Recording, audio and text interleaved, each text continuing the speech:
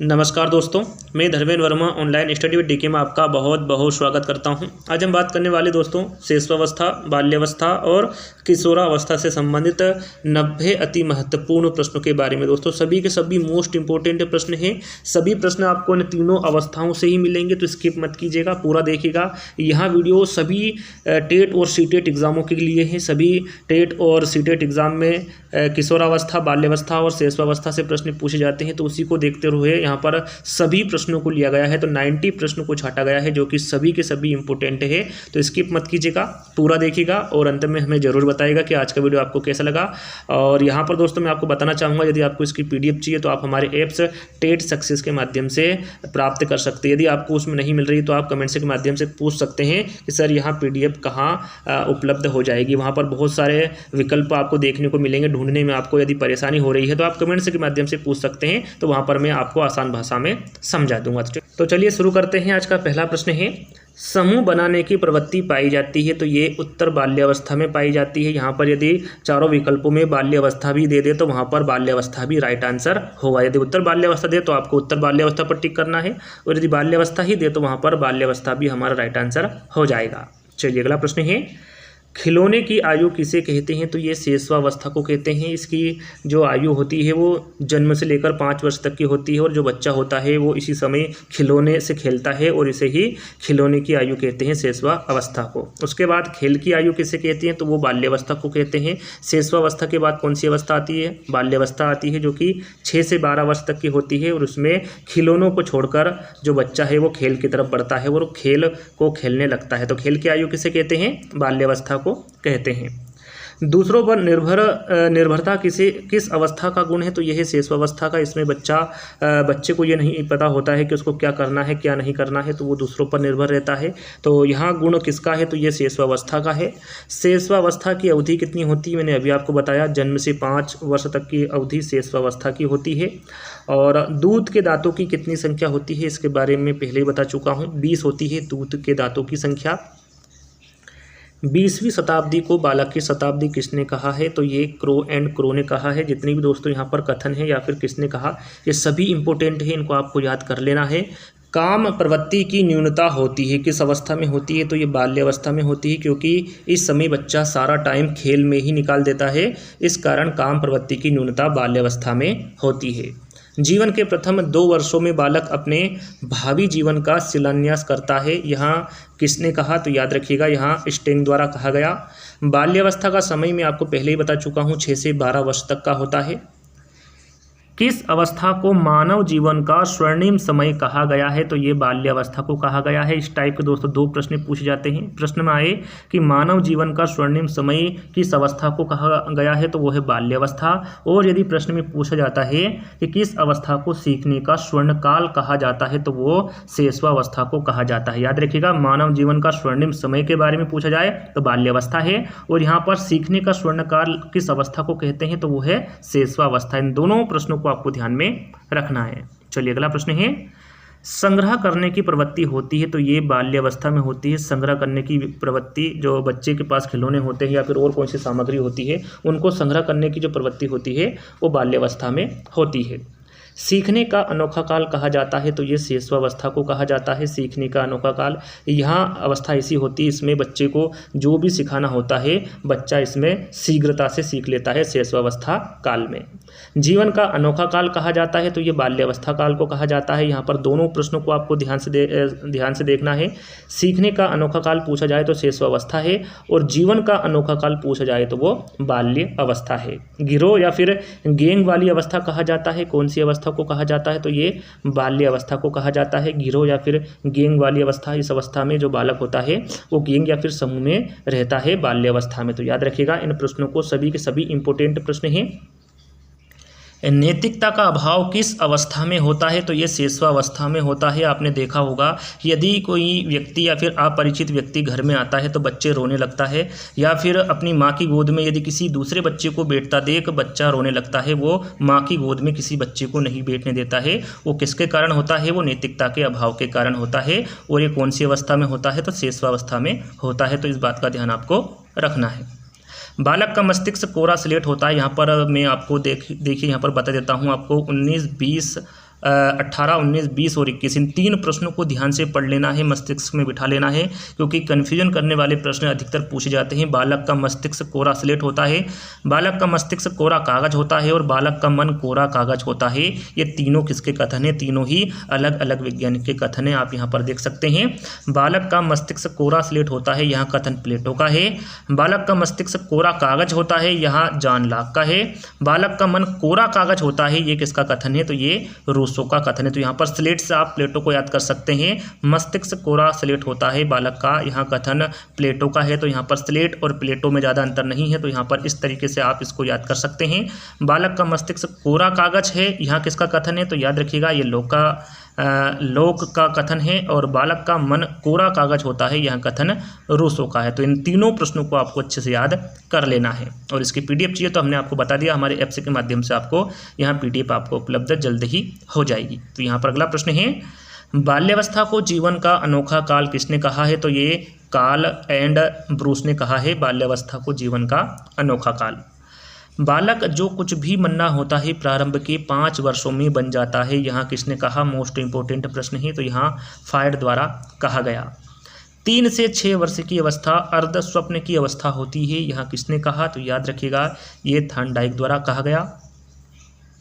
अगला प्रश्न है हमारा, शैशवावस्था में सीखने की सीमा तथा सीखने की तीव्रता अन्य अवस्थाओं की अपेक्षा अधिक तीव्र होती है, यहाँ कथन किसका है? तो याद रखिएगा यहाँ कथन वाटसन का है। प्रश्न में यह भी पूछा जा सकता है कि सीखने की सीमा तथा सीखने की तीव्रता अन्य अवस्थाओं की अपेक्षा किस अवस्था में तीव्र होती है? तो याद रखिएगा वो शैशवावस्था में होती है। तो यहाँ पर इस तरीके से प्रश्न भी पूछे जा सकते हैं एग्जाम में। अगला प्रश्न है हमारा, बाल्यावस्था को जीवन का निर्माण काल किसने कहा है? तो याद रखिएगा ये फ्रायड ने कहा है बाल्यावस्था को जीवन का निर्माण काल। किशोरावस्था के क्रमशः विकास का सिद्धांत किसने दिया? मोस्ट इंपोर्टेंट है, तो याद रखिएगा ये किंग ने दिया है किशोरावस्था में क्रमशः विकास का सिद्धांत।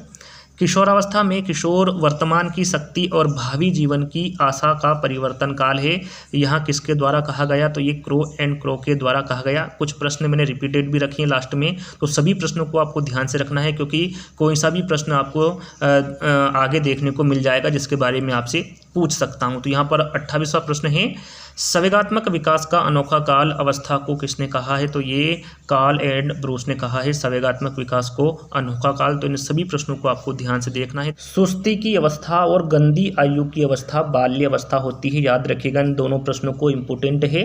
किशोरावस्था जीवन का सबसे कठिन काल है, यहाँ किसका कथन है? किलपेट्रिक का है। याद रखिएगा जो किशोरावस्था होता है वो जीवन का सबसे कठिन काल माना जाता है किलपेट्रिक के द्वारा। एडोलसेंस किसकी पुस्तक है? इंपोर्टेंट पुस्तक है दोस्तों, याद रखिएगा ये स्टैनले हॉल की है एडोलसेंस पुस्तक। किशोरावस्था बड़े संघर्ष, तनाव, तूफान तथा विरोध की अवस्था है, यहाँ किसका कथन है? तो ये भी स्टैनले हॉल का कथन है। किशोरावस्था अपराध प्रवृत्ति के विकास का नाजुक समय होता है, यहाँ कथन किसका है? तो याद रखिएगा ये वैलेंटाइन का कथन है। विषमलिंगी भावना का विकास किस अवस्था में होता है? तो ये किशोरावस्था में होता है विषमलिंगी भावना का विकास। किशोरावस्था में जो भी विकास होते हैं वे एकदम छलांग मारकर होते हैं, यहाँ कथन किसका है? यहाँ पर याद रखिएगा यदि प्रश्न में पूछा जाए कि किशोरावस्था में जो भी विकास होते हैं वे एकदम छलांग मारकर होते हैं, यह कथन किसका है? तो ये स्टैनले हॉल का कथन है। किशोर किशोरियों की वाणी में अंतर होता है, तो ये थायराइड ग्रंथि के बढ़ने से होता है। किशोर किशोरियों में जो वाणी का अंतर होता है वो थायराइड ग्रंथि के कारण होता है।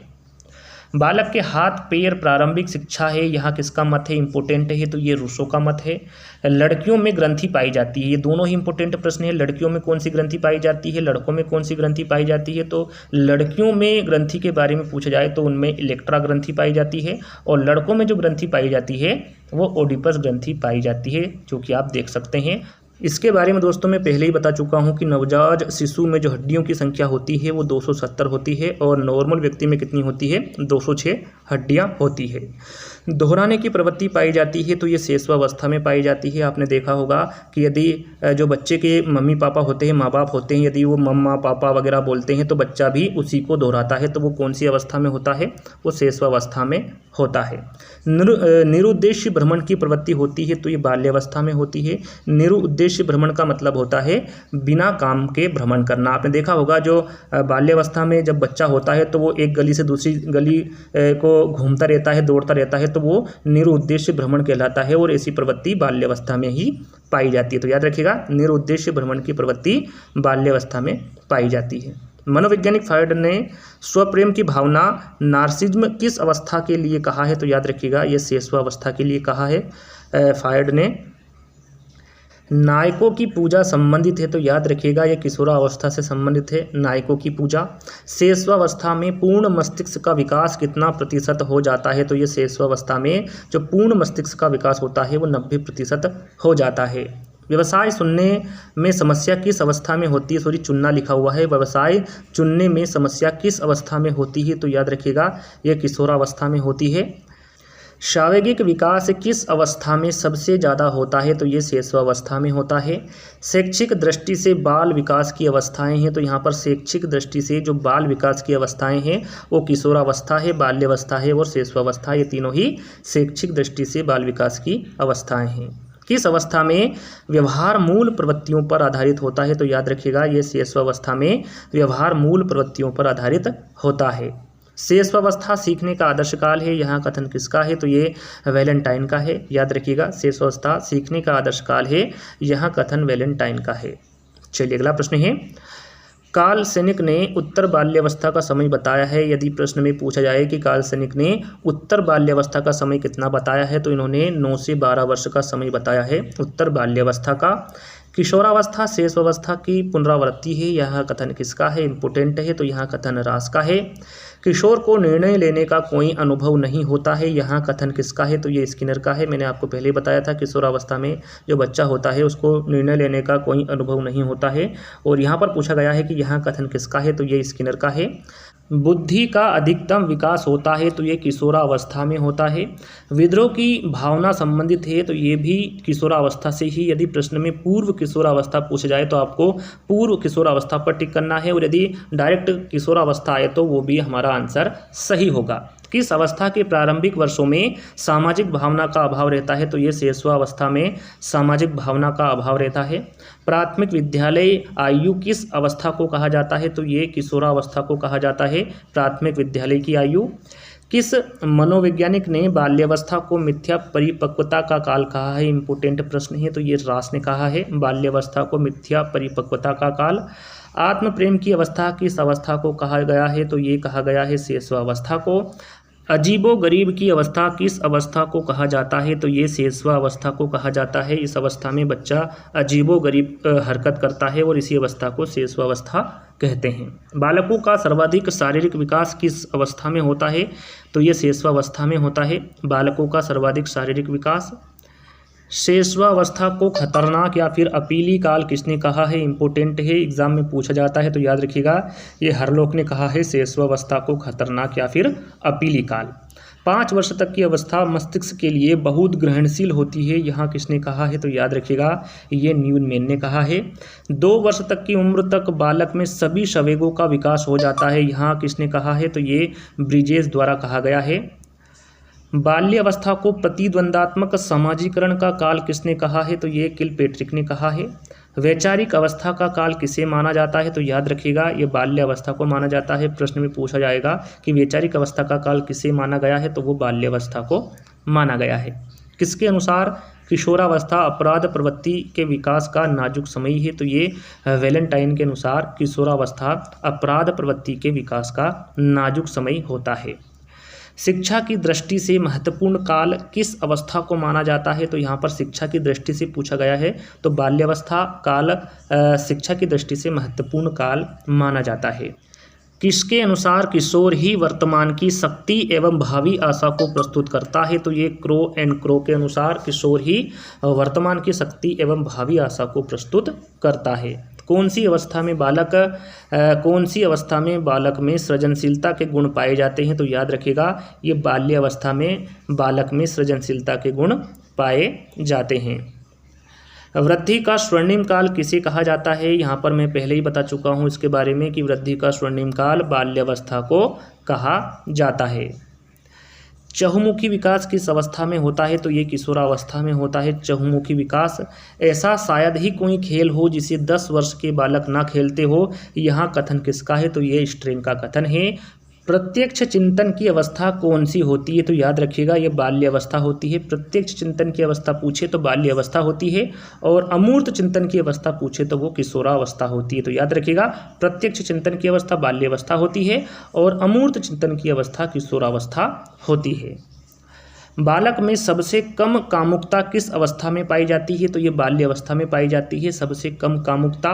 किसने कहा है कि जब बालक 6 वर्ष का हो जाता है तब उसकी मानसिक योग्यताओं का लगभग पूर्ण विकास हो जाता है? तो ये क्रो एंड क्रो द्वारा कहा गया। समायोजन का अभाव किस अवस्था में होता है? तो ये किशोरावस्था में होता है। समायोजन का अभाव इंपॉर्टेंट है, प्रश्न पूछा गया है एग्जाम में।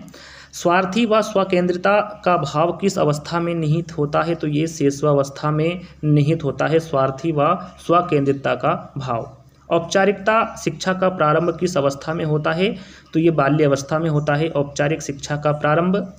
देशभक्ति की भावना किस अवस्था में होता है? पूछा जाता है एग्जाम में, तो याद रखिएगा ये किशोरावस्था में होती है देशभक्ति की भावना। बाल्यावस्था को जीवन का निर्माण कार्यकाल किसने कहा है? तो याद रखिएगा यह फ्रायड ने कहा है। बाल्यावस्था को जीवन का निर्माण कार्यकाल।